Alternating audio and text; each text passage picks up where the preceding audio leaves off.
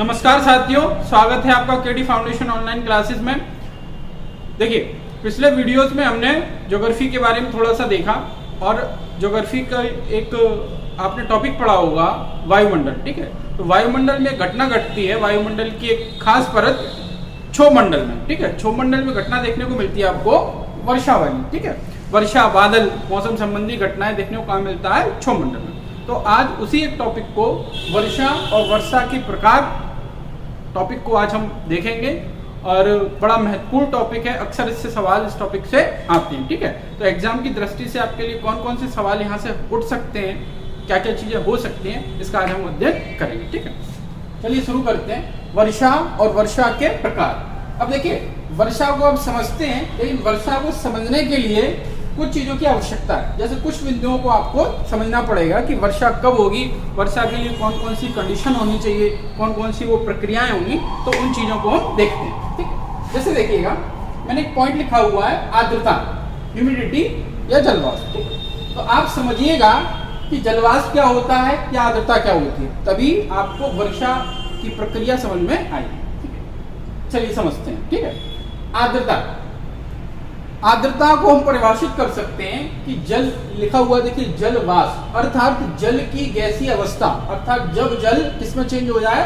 वाष्प में चेंज हो जाए। तो एक शब्द में, एक लाइन में आप बोल सकते हैं, एक शब्द में आप बोल सकते हैं आर्द्रता को जल वाष्प। ठीक है, दूसरा आप एक लाइन में, चंद पंक्ति में यदि व्यक्त करना हो तो बता सकते हैं कि जल की गैसीय अवस्था को, जल की गैसीय अवस्था को ही क्या बोलते हैं? जल वाष्प या आर्द्रता कहते हैं। ठीक है, अभी देखिए, आर्द्रता दो प्रकार की होती है मुख्यतः। एक होता है आपका निरपेक्ष आर्द्रता और दूसरा होता है सापेक्षिक आर्द्रता। तो थोड़ा सा समझते हैं कि दोनों में अंतर क्या है। ठीक है, पहले चर्चा करते हैं निरपेक्ष आर्द्रता के बारे में। तो देखिएगा, निरपेक्ष आर्द्रता का मतलब क्या है कि वायुमंडल, एक निश्चित आयतन वाले किसी वायुमंडल में जो जलवाष्प घुली होगी, वास्तविक जो जलवाष्प की मात्रा होगी या आर्द्रता की मात्रा होगी, उसी को बोल सकते हैं आप निरपेक्ष आर्द्रता। जैसे देखिए, वायुमंडल में एक निश्चित आयतन के वायुमंडल में या एक निश्चित क्षेत्रफल के वायुमंडल में घुली जलवाष्प की वास्तविक मात्रा,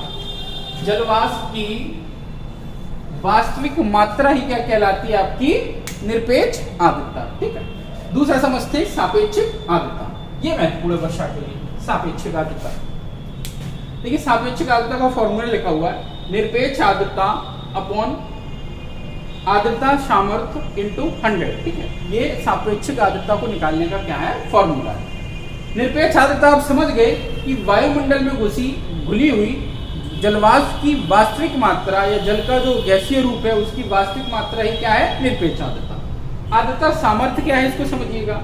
वायु को संतृप्त करने के लिए, वायु को संतृप्त करने के लिए आवश्यक जलवाष्प की मात्रा ही क्या कहलाती है? आर्द्रता सामर्थ्य। अर्थात आप ऐसे समझ सकते हैं कि वायु जिस सीमा तक, वायु किसी भी स्थान की वायु जिस सीमा तक जलवाष्प को ग्रहण कर सकती है, किसी स्थान की वायु जिस सीमा तक जलवाष्प को ग्रहण कर सकती है, उसी को बोलते हैं हम आर्द्रता सामर्थ्य। अर्थात आर्द्रता की भी एक क्या होती है?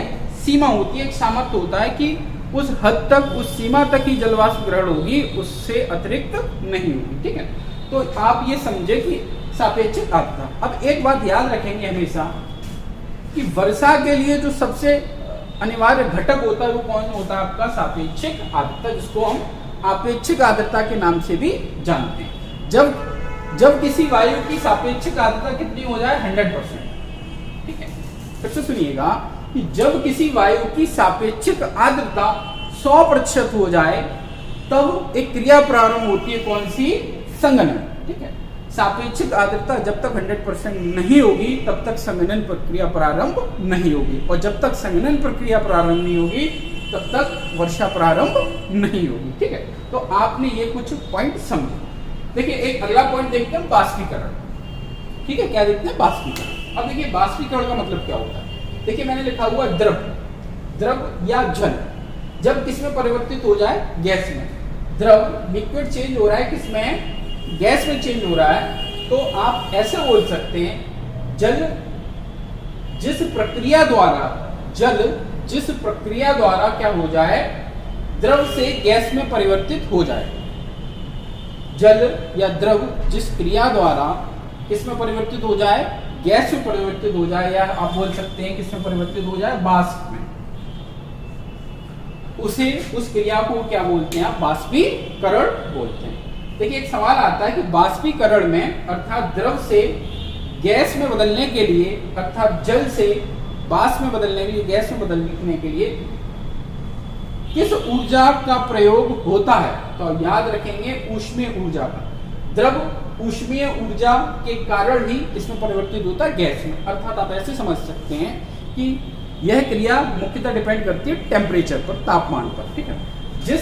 जब द्रव का तापमान अधिक होगा, जब द्रव का या जल का तापमान अधिक होगा, तभी वो द्रव किस में बदलेगा, गैस में बदलेगा। आपने क्वथनांक और हिमांक वाले कॉन्सेप्ट से आप परिचित होंगे कि क्वथनांक क्या होता है, जब जल किस में बदल जाए, गैस में बदल जाए। जिस टेम्परेचर पर जल गैस में बदलता है उसको क्या बोलते हैं, क्वथनांक, ठीक है। और जिस टेम्परेचर पर, जिस तापमान पर जल हिम में बदल जाए या बर्फ में बदल जाए उसको बोलते हैं आप हिमांक, ठीक है।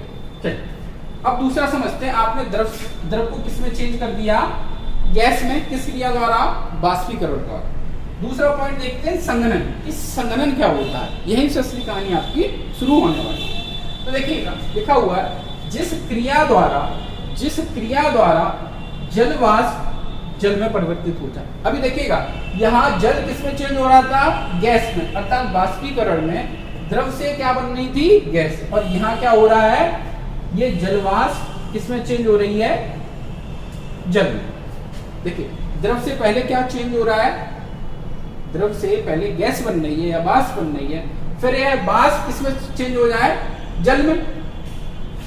उसी क्रिया को आप बोल सकते हैं संघनन। अर्थात जिस क्रिया द्वारा जलवाष्प या गैस जल में परिवर्तित हो जाए उस क्रिया को बोलते हैं संघनन। और संघनन के कैसे समझ सकते हैं, ये द्रव से क्या बना आपका, गैस बना, और इस गैस से क्या बन जाए आपका, गैस से बन जाए आपका जल, ठीक है। तो इसी क्रिया को आप बोलेंगे संघनन। अब संघनन के कुछ रूप देखने को आपको मिलते हैं। एक उदाहरण मैंने लिखे हुए हैं। एक आपकी ओस होती है, ठीक है, सब लोग परिचित होंगे इन शब्दों से, सबने देखा होगा, देखी होगी चीजें।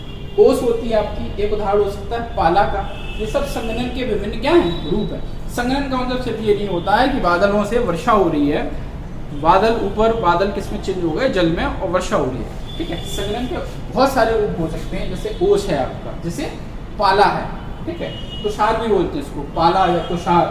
कुहासा, अभी क्या होता है बताइए, ओलावृष्टि होती है आपकी, ओले गिरते हैं, आपने देखा होगा बारिश के साथ क्या करते हैं, ओले, या वर्षा या कोहरा। ये सब किसके रूप हैं, संघनन के विभिन्न रूप हैं। ऐसे समझिएगा कि जो ओस है, ओस अर्थात जब संघनन क्रिया धरातल की किसी सतह पर, ठीक है, खेत पर, छत पर, धरातल की किसी भी सतह, मृदा पर, घास पर, जब संघनन क्रिया नीचे धरातल पर प्रारंभ हो जाए तो उसको क्या बोल सकते हैं, ओस।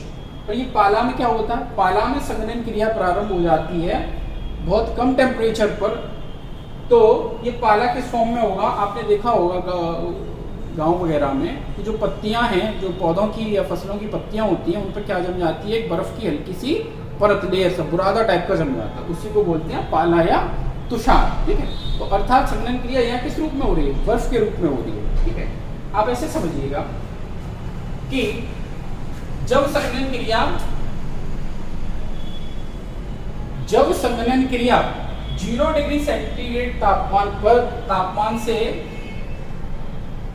अधिक पर हो रही है, जब संघनन आप समझ चुके हैं कि संघनन में क्या होगा, जलवाष्प किसमें चेंज हो जाएगी, द्रव में चेंज हो जाएगी या जल में चेंज हो जाएगी। तो जब संघनन क्रिया 0 डिग्री सेंटीग्रेड टेम्परेचर के ऊपर होती है, प्लस में होगी, तो संघनन किस रूप में होगा, जल के रूप में होगा। अर्थात वाष्प से जलवाष्प किसमें बदल जाएगा, जल में बदल जाएगा। और जब संघनन क्रिया 0 डिग्री सेंटीग्रेड तापमान पर या 0 डिग्री सेंटीग्रेड तापमान से कम पर संघनन क्रिया होगी, तो जो संघनन होगा वो किस रूप में होगा, बर्फ के रूप में होगा या ओले के रूप में होगा। आप जानते भी हैं कि बर्फ जमने के लिए कितना तापमान चाहिए, 0 डिग्री सेंटीग्रेड। तो आपने देखा होगा ओले गिरते, तो ओले गिरने का कारण क्या है कि वहाँ जो संघनन प्रारंभ हो रहा है, जो संघनन क्रिया हो रही है ऊपर ओसांग वाले टेम्परेचर पर ओसांग का तापमान कितना हो गया आपका 0 डिग्री सेंटीग्रेड पर, या 0 डिग्री सेंटीग्रेड से भी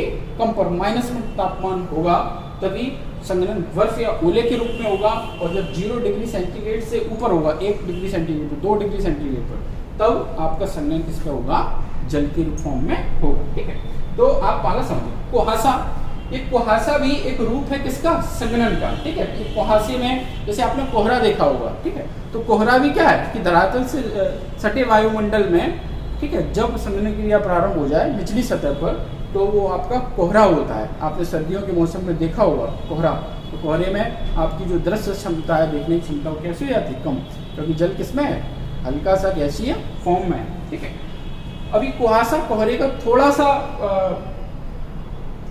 जटिल रूप है, अर्थात यहाँ कुहासा में क्या होगा, थोड़ा सा कोहरे के साथ साथ धुआं टाइप का होगा। आपने जैसे बहुत सारी मूवीज वगैरह में देखा होगा, ये अक्सर कुहासा आपको कहाँ देखने को मिलता है, पहाड़ों पर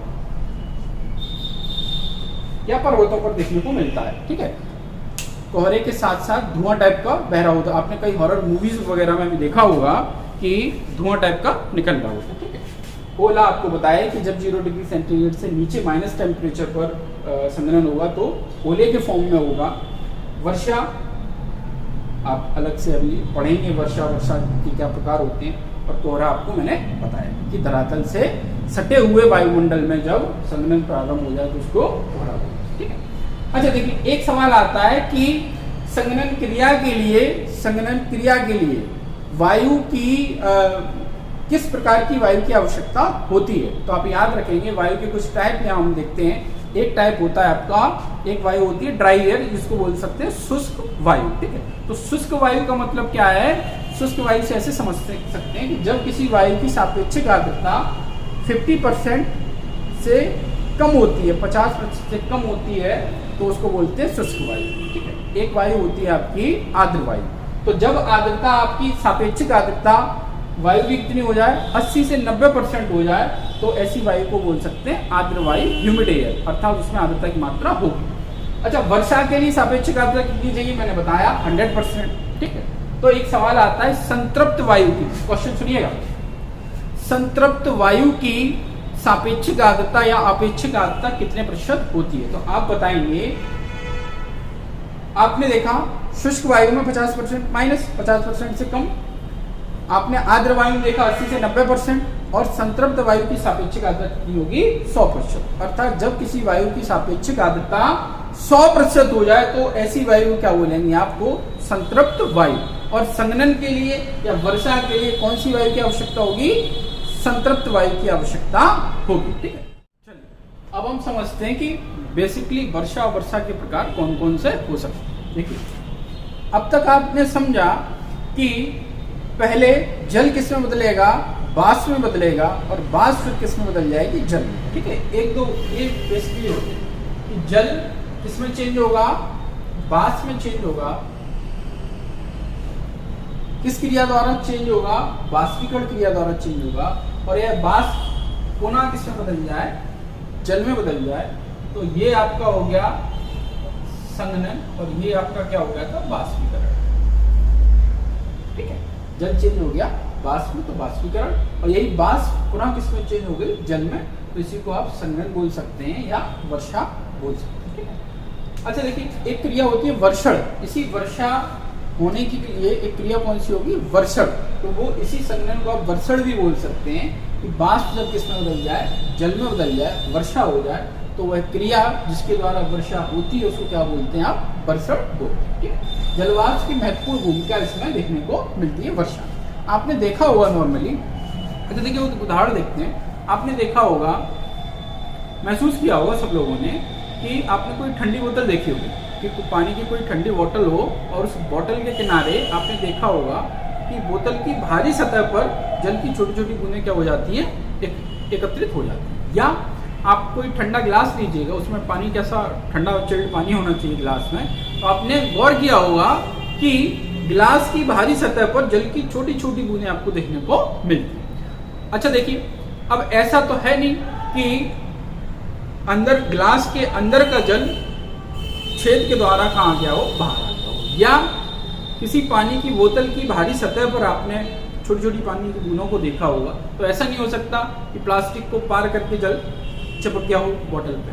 तो यही क्या है, अर्थात आप ऐसे समझिएगा कि हमारा जो वायुमंडल है, हम जहाँ रह रहे हैं, इस वायुमंडल में आप हवा को महसूस करते हैं। इस हवा में कुछ क्या घुली होती है, जलवाष्प की मात्रा होती है। जब एक निश्चित तापमान हो जाता है, जल किसमें चेंज हो जाता है, वाष्प चेंज हो जाता है। तो चूंकि हमारी जो ये हम चारों तरफ हवा महसूस करते हैं, इस हवा में, इस एयर में क्या होगा, हल्की सी, कभी ज़्यादा जलवाष्प होती है, कभी कम होती है, ठीक है। जल की गैसीय अवस्था जलवाष्प होती है। तो जब ये हवा में घुली हुई वायु या नमी की मात्रा या आर्द्रता, आपने देखा होगा, मैं बात किसकी कर रहा था, आपने कभी सादा पानी की गिलास में, मतलब बिना चिल्ड पानी हो, ठंडी बोतल ना हो, तो पानी की बूंदें बाहर महसूस नहीं करनी होगी। पानी कैसा होना चाहिए, ठंडा।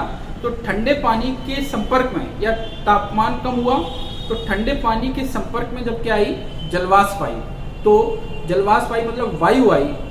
वायु कहीं गिलास रखा होगा, बोतल रखी होगी, तो कहीं किसी सतह पर रखी होगी, तो उसके कांटेक्ट में क्या आएगा, जलवाष्प आएगी। वायु में जो जल की घुली हुई मात्रा है, तो चूंकि तापमान ठंडे जल के कारण क्या हो रहा है, वहाँ उस एरिया का कम हो रहा है, तो जो सतह, गिलास की भारी सतह पर या बोतल की भारी सतह पर जो वायु है, वो किसमें चेंज हो जाती है, पानी में चेंज हो जाती है। तो ये भी एक संघनन या वर्षा का क्या हो सकता है, संघनन का रूप हो सकता है।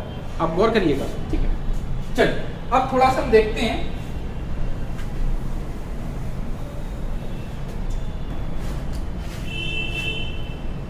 देखिए मान लीजिए आपकी क्या है, ये धरातल है या क्या आपकी सतह है, ठीक है। तो जाहिर सी बात है कि धरातल पर सटा हुआ क्या होगा, आपका वायुमंडल होगा। ये मान लीजिए क्या है, आपका वायुमंडल। हम इस धरातल पर रहते हैं, महसूस करिएगा आप कि आप धरातल पर क्या है, खड़े हैं, और ये आपका क्या है, वायुमंडल, ठीक है। अब देखिए इसी धरातल पर आपको क्या मिलेगा, जल के स्रोत मिलेंगे, अर्थात सागर,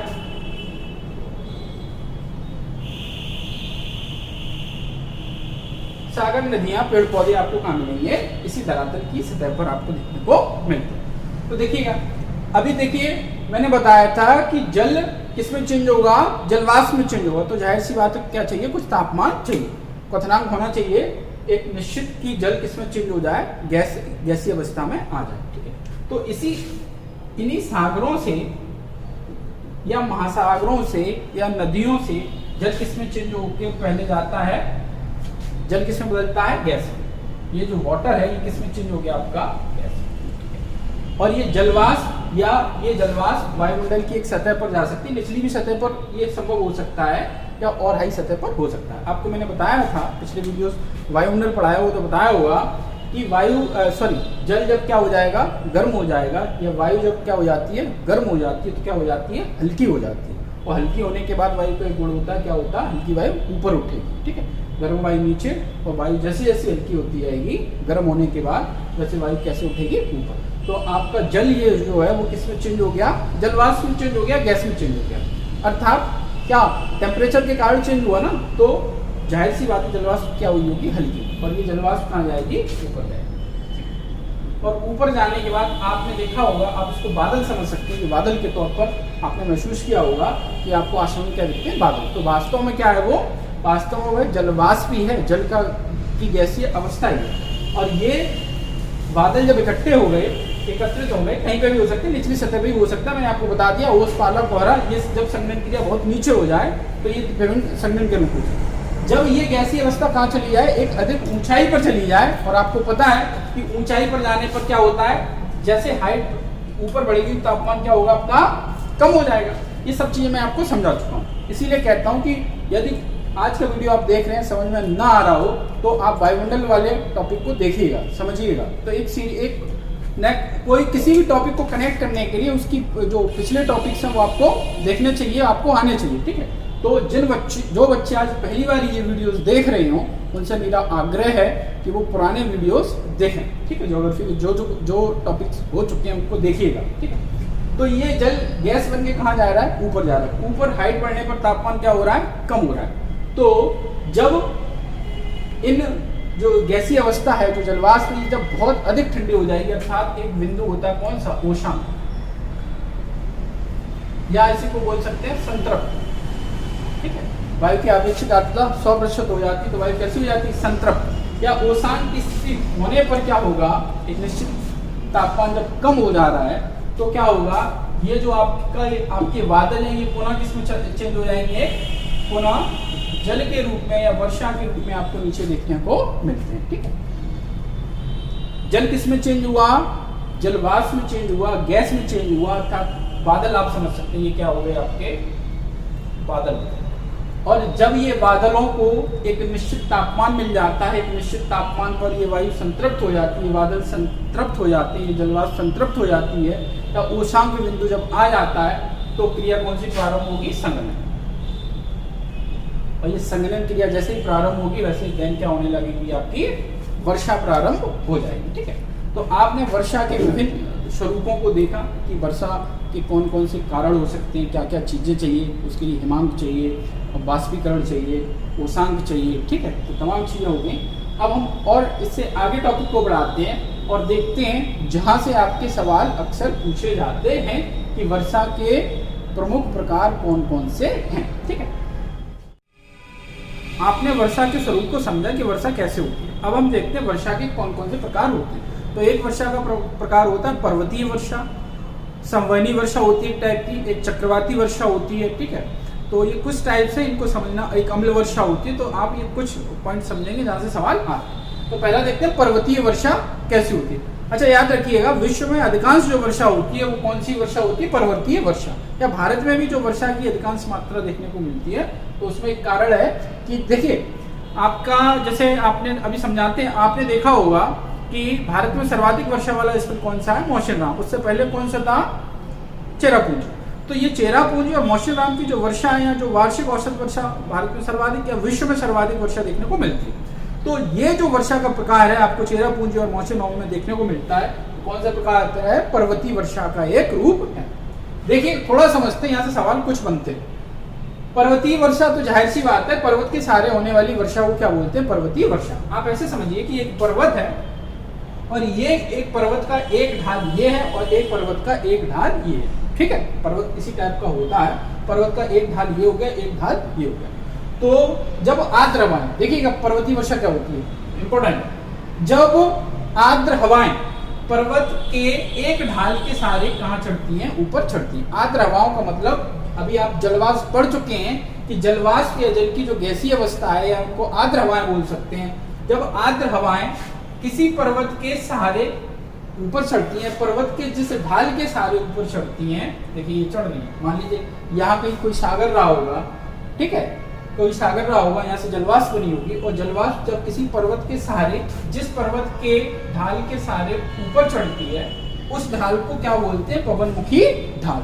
देखिएगा पर्वत के या पहाड़ के जिस ढाल के सहारे पवन मुखी ढाल, पवन का मुख है, अर्थात पवन कहाँ चढ़ रही है, ऊपर। ये पवन कैसी है, आर्द्रता युक्त। ठीक है, अब ये आर्द्रता युक्त जो पवने हैं, ये ऐसे समझिए यहाँ इन्होंने किसका निर्माण कर लिया, बादल का। ठीक है, दूसरा जो ढाल है इसको क्या बोला हमने, पवन विमुखी ढाल, अर्थात ये पवन विमुख, यहां से पवने चढ़ेंगी और यहां से पवने कैसे होंगे, उतरेंगी। अब सवाल आता है कि पवन मुखी ढाल पर वर्षा अधिक होगी कि पवन विमुखी ढाल पर अधिक होगी। दूसरा सवाल आता है पर्वत के किस ढाल को वृष्टि छाया प्रदेश कहते हैं, या वृष्टि छाया प्रदेश का मतलब क्या होता है, इसको समझिए। मैंने बताया कि पर्वत के जिस ढाल के सहारे हवाएं, आर्द्र हवाएं चढ़ रही हैं, तो जाहिर सी बात है पर्वतों की ऊंचाई होती है, तो एक निश्चित ऊंचाई पर जाकर ये आर्द्र हवाएं कैसी हो जाती है, संतृप्त। एक निश्चित ऊंचाई पर जाकर ये आर्द्र हवाएं संतृप्त हो जाएंगी, या मेघ शिखर बोलते हैं। ठीक है, बादल बन सकते हैं, यहाँ पर बादल बन गए आर्द्रता युक्त, इसको मेघ शिखर भी बोलते हैं, जल के फॉर्म में जब गैस हो। ठीक है, आप देखिएगा कि पवन के इस ढाल के सहारे ये पवनें ऊपर चढ़ी और एक निश्चित ऊंचाई पर जाकर वायु कैसी हो गई, संतृप्त हो गई।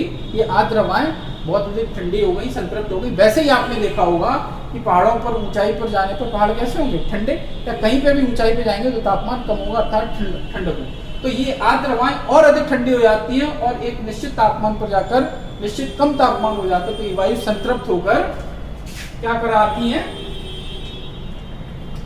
मान लीजिए ये जल की बूंदों के रूप में, ये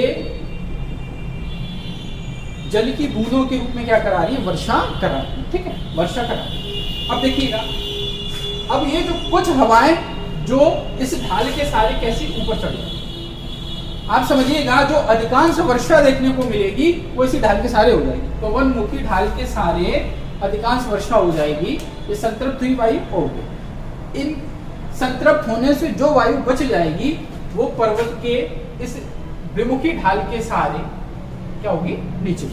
तो आपको पता है एक कारण क्या है, एक कारण तो ये है कि ज्यादा अधिकांश जो संतृप्त आर्द्र हवाएं थी वो संतृप्त होकर यहाँ वर्षा करा चुकी। इसके बाद वर्षा, इसके बाद जो वायु आर्द्र हवाएं बचती हैं, एक तो इनकी मात्रा क्या हो जाएगी, कम हो जाएगी, एक तो इनकी मात्रा क्या हो गई, कम हो गई। दूसरी, जितनी अधिक ऊंचाई पर जाती जा रही है इनकी, इनमें जो नमी है, इनमें जो आर्द्रता की मात्रा है वो नमी कैसे होती जाएगी, कम होती है। दूसरी बात, आपको पता है कि जब कोई चीज ऊपर से या ऊंचाई वाले स्थान से निचले स्थान कैसे होते हैं, गर्म होते हैं या कम ठंडे होते हैं। तो जब ये हवाएं नीचे उतर के इस ढाल के सारे वापस आएंगी तो आप देखेंगे एक तो इनमें आर्द्रता की मात्रा वैसे ही, एक तो हवाएं कम रह गई हैं, दूसरी इनमें आर्द्रता की मात्रा कम रह गई। दूसरा, कि जब नीचे आती जा रही है तो इनका तापमान कैसा होगा, बढ़ेगा। जब ऊंचाई पर जा रही थी तो तापमान कैसा हो रहा था, कम हो रहा था। और वर्षा के लिए, आर्द्रता के लिए क्या चाहिए, संतृप्तता के लिए क्या चाहिए, तापमान कम चाहिए। और यहाँ हवाएं देखिए नीचे उतरने के क्रम में क्या हो रही है, ये कम ठंडी होती जाएंगी, अर्थात नीचे आने पर कैसी होती है, गर्म होती है। तो आप ऐसे समझिएगा कि पर्वतीय वर्षा में जो अधिकांश वर्षा होगी वो किस ढाल के सहारे संपन्न हो जाएगी, पवनमुखी ढाल के सहारे अधिकांश वर्षा संपन्न हो जाएगी। दूसरी बात, पवन विमुखी ढाल जो होगा, यहाँ वर्षा की मात्रा देखने को या तो बहुत कम मिलती है या बिल्कुल देखने को नहीं मिलती। या तो वर्षा होगी, हल्की फुल्की हो सकती है, या बिल्कुल नहीं होगी, ठीक है। दूसरी बात, अच्छा देखिए, ये मैंने लिखा वृष्टि छाया प्रदेश। ये वृष्टि छाया प्रदेश, वृष्टि का मतलब क्या है, वर्षा। वर्षा, वृष्टि का मतलब क्या है, वर्षण से, वर्षा से। तो वृष्टि छाया अर्थात यहाँ वर्षा की क्या रहती है, छाया। इसका मतलब ऐसे समझिएगा कि जहां वर्षा न, ऐसे क्षेत्रों को जहां संघनन क्रिया न हो पाए, ऐसे क्षेत्रों को जहां वर्षा न हो पाए, ऐसे क्षेत्र को क्या बोला जाता है, वृष्टि छाया प्रदेश। और याद सवाल क्या है कि वृष्टि छाया प्रदेश कहां देखने को मिलता है आपको, पवन विमुखी ढाल पर, ठीक है। एक सवाल और देखिएगा, पवन मुखी ढाल हरा भरा होगा या पवन विमुखी ढाल हरा भरा होगा, अर्थात जैव विविधता पर्वत के किस ढाल पर देखने को दिखेगी। तो आपका आंसर क्या होगा कि चूंकि वर्षा की अधिकता पवन मुखी ढाल पर होगी, पर्वत के सहारे वाले ढाल पर जहां हवाएं चढ़ रही है, तो चूंकि यहाँ वर्षा अधिक हो रही है इसलिए यहाँ क्या होगी, जैव विविधता भी होगी, यहाँ विभिन्न प्रकार की वनस्पतियां हरी भरी देखने को मिलेंगी। जबकि ये वृष्टि छाया वाला प्रदेश, चूंकि वृष्टि छाया मतलब सूखे वाली स्थिति है, वर्षा यहाँ नहीं हो रही है पवन विमुखी ढाल के सहारे, इसलिए यहाँ पेड़ पौधे या हरे भरी वनस्पतियां देखने को नहीं मिलेंगी, या जैव विविधता भी इस ढाल के सहारे कैसी होगी, कम होगी। तो आपने ये सवाल समझ। और दूसरी बात क्या है, विश्व की अधिकांश, सवाल बनता है विश्व की अधिकांश वर्षा किस प्रकार की होती है, ऑप्शन संवहनी वर्षा, चक्रवाती वर्षा, ठीक है, पर्वतीय वर्षा। आपको उत्तर क्या होगा, पर्वतीय वर्षा, ठीक है। तो आप पर्वतीय वर्षा वाला समझ गए। अब हम देखते हैं कौन सा आपका संवहनी वर्षा। पर्वतीय वर्षा के बाद अब हम देखते हैं संवहनी वर्षा, ठीक है। तो संवहनी वर्षा क्या होती है, देखिए लिखा हुआ, मैंने एक लाइन लिखी हुई है, संवहनी हवाओं से होने वाली वर्षा क्या कहलाती है, संवहनी वर्षा, संवहनी हवाओं से। अब समझ में आपके आना चाहिए कि संवहनी हवाएं क्या होती हैं, तब आप समझेंगे संवहनी वर्षा क्या होती है। तो देखिए मैंने एक फिगर बनाने का प्रयास किया है कि किसी सागर या महासागर से सूर्यताप के कारण, सूर्य का जो प्रकाश आता है, सूर्य का जो ताप आता है, उस ताप के कारण सागर का जल पहले क्या होगा, गर्म होगा, ठीक है। तो सागर का जल जब गर्म होगा तो गर्म जल किसमें बदलेगा, जलवाष्प बदलेगा। और ये जलवाष्प लिखा हुआ ऊपर उठती हुई वायु या ऊपर उठती हुई जलवाष्प, आप समझ सकते। तो जब ये जल गर्म होगा और ये जो गर्म जल जलवाष्प बदलेगा, और ये जब जलवाष्प कहाँ उठेगी, देखिए ऊपर उठेगी। तो ये ऊपर उठती हुई वायु एक निश्चित ऊंचाई पर जाकर क्या बनाएगी, बादलों का निर्माण या मेघ सीकर का निर्माण या मेघ का निर्माण क्या करेगी, अब यहाँ जाने के बाद एक निश्चित ऊंचाई, इस जलवाष्प को, इस ऊपर उठती हुई वायु को एक निश्चित ऊंचाई पर क्या, एक निश्चित कम तापमान की क्या होगी, प्राप्ति होगी। और ये बादल क्या होंगे, आपके समुद्र। और ये संतृप्त होने के बाद क्या कराएंगे, देखिए ये मैंने जो रेड कलर से दिखाया है, ये संघनन क्रिया प्रारंभ हुई ऊपर, और संघनन के बाद ये क्या हो रहा है, छोटी छोटी बूंदों के रूप में। देखिए जितनी ऊंचाई, संघनन क्रिया जितनी अधिक ऊंचाई पर होगी, बूंद का आकार, जल की बूंद का आकार उतना ही बड़ा होगा। जैसे आपने देखा होगा कि कभी ओले कैसे होते हैं, छोटे होते हैं, और कभी ओले कैसे होते हैं, बड़े होते हैं। तो याद रखिएगा, बड़ा ओला या बड़ी बारिश की बूंद ये संकेत कर रही है कि संघनन क्रिया बहुत अधिक ऊंचाई पर हो रही है। और जब जल की बूंद छोटी हो, इसका मतलब समझिएगा संघनन क्रिया कम ऊंचाई पर होगी। ठीक है, तो आप देख रहे हैं कि ये सागर से गर्म वायु ऊपर उठी, और ऊपर होने के बाद हल्की होकर ऊपर उठी, और ऊपर उठने के बाद जब ये वायु संतृप्त हो गई, और संतृप्त होने के बाद वर्षा के रूप में जब जल नीचे गिर रहा है, तो इसी टाइप को बोला जाता है क्या, संवहनी वर्षा। अर्थात ऊपर उठती आर्द्र हवाओं को क्या बोला जाता है, संवहनी हवाएं। ठीक है, जो गर्म होकर जो जलवाष्प वाली हवाएं हैं, ठीक है, आर्द्रता ये हवाएं जो ऊपर उठ रही हैं, इन्हीं उठती हुई हवाओं को क्या बोलते हैं, संवहनी हवाएं। और संवहनी हवाओं से होने वाली वर्षा क्या कहलाएगी, संवहनी वर्षा। मैंने देखिए एक उदाहरण लिखा हुआ है, समाप्त भूमध्य रेखीय वर्षा वन, या भूमध्य रेखा पर जो वर्षा की प्रकृति देखने को मिलती है, वर्षा का जो स्वरूप देखने को मिलता है, वो किस टाइप का होता है, वो पर्वतीय वर्षा नहीं होती, कोई चक्रवाती वर्षा नहीं होती। भूमध्य रेखा पर जब भी वर्षा होगी, जो भी वर्षा होगी, वो किस रूप की होगी, संवहनी वर्षा की।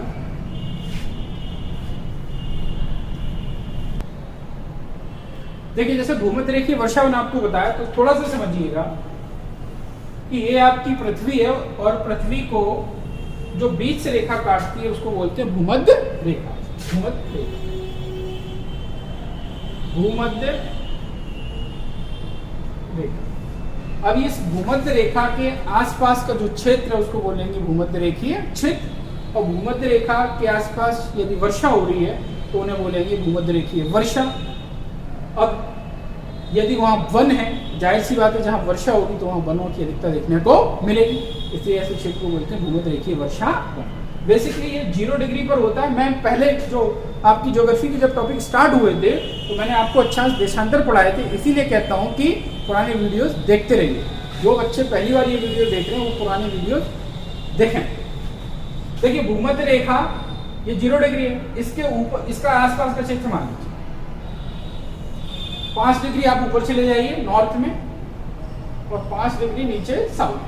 तो इस क्षेत्र को क्या बोलते हैं, भूमध्य रेखीय वर्षा वन। क्यों बोलते हैं, मैंने आपको बताया था कि भूमध्य रेखा पर वर्ष भर सूरज की किरणें कैसी रहती है, लंबवत रहती है। अर्थात भूमध्य रेखा पर तापमान हमेशा क्या देखने को मिलेगा, अधिक देखने को मिलेगा। अब चूंकि यहाँ तापमान अधिक है, तो जो भी यहाँ पर सागर है, जो भी जलीय क्षेत्र है, वो किसमें चेंज होगा, जलवाष्प में चेंज होगा। और जलवाष्प चेंज हो रहा है, अर्थात किसमें चेंज हो रहा है, संवहनी हवाओं के रूप में कहाँ उठता है, ऊपर उठता है और घनघोर वर्षा कराता है। तो वर्ष भर यहाँ जैसे आपको मॉन्सून में ज्यादा वर्षा होती है, ऐसे ही भूमध्य, लेकिन ये कंफ्यूजन बिल्कुल दिमाग में मत रखिएगा कि भूमध्य रेखा पर ज्यादा वर्षा होती है। विश्व में सर्वाधिक जो औसत वर्षा जो रिकॉर्डेड है, जो काउंटिंग है, वो आंसर क्या होगा आपका, मॉन्सून। लेकिन ये एक बड़े एरिया पर, भूमध्य रेखा एक बड़ा एरिया है, भूमध्य रेखा के आसपास का क्षेत्र वाला, तो इसलिए इसको भूमध्य रेखीय वर्षा वन बोलते हैं। अभी आपको बताया कि चूंकि यहाँ तापमान अधिक है, और ये तापमान से जब यहाँ का जल गर्म होगा तो गर्म हवा के रूप में ऊपर उठेगा, और उसमें नमी होगी, तो वो देन क्या होगा, बारिश प्रारंभ होगी। तो इस एरिया को आप क्या बोल सकते हैं। अब देखिए चूंकि यहाँ वर्षा की प्रकृति वर्षभर देखने को मिलती है, ज्यादातर देखने को मिलती है, तो जाहिर सी बात है कि वन का मतलब क्या है कि चूंकि वर्षा यहाँ अधिक होती है तो यहाँ क्या होगा, जैव विविधता भी अधिक होगी। जब आप ईवीएस की कुछ टॉपिक देखेंगे तो आपको एक पर्यावरण में एक टॉपिक पढ़ाया जाएगा, जैव विविधता। तो ये भी सवाल आता है कि विश्व में सर्वाधिक जैव विविधता देखने को कहाँ मिलती है, भूमध्य रेखा पर। क्यों देखने को मिलती है, यही कारण है कि इस क्षेत्र को क्या बोलते हैं, भूमध्य रेखीय वर्षा वन। क्यों बोलते हैं, क्योंकि यहाँ वर्षा अधिक होती है, और जब वर्षा अधिक होगी तो क्या होगा, जीव जंतुओं की उत्पत्ति या वनस्पतियों की उत्पत्ति अधिक होगी। इसलिए मैंने आपको किसी वीडियो में बताया होगा पिछले ये जो अक्षांश देशांतर वाले टॉपिक में, कि जैव विविधता या जीवों की वैरायटी सर्वाधिक कहाँ देखने को मिलती है, भूमध्य रेखा पर विश्व में। क्यों देखने को मिलती है, क्योंकि यहाँ वर्षा अधिक होती है।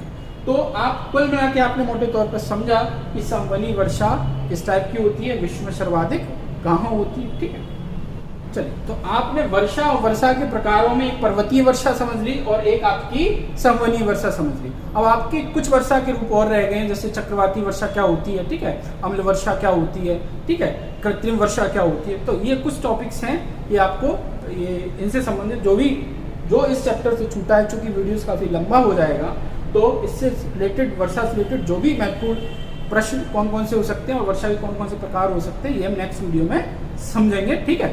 देखिए, वीडियोस आपको निरंतर प्रोवाइड किए जा रहे हैं, तो प्लीज़ उनको रेगुलर देखिएगा, और पिछले वीडियोस नहीं देखे तो उनको भी देखिएगा, और अपनी फ्रेंड सर्किल में जितना अधिक आप शेयर कर सकते हैं उतना अधिक शेयर करिएगा।